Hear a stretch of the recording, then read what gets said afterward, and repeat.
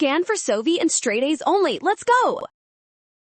Projectile motion problems with angles and speeds look tricky, but we can solve this specific physics challenge in just 3 quick steps.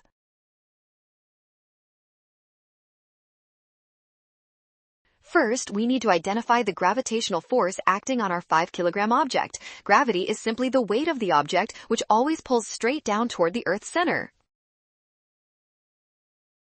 Next, remember that gravity stays constant regardless of the object's velocity or height.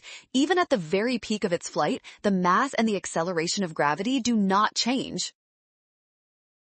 Finally, multiply the 5-kilogram mass by 10 meters per second squared. This calculation gives 50 newtons, making option D the correct choice. Well done! Scan the code. You can learn better with Sovi. Avoid the rush of complex formulas. Just trust the given mass and gravity.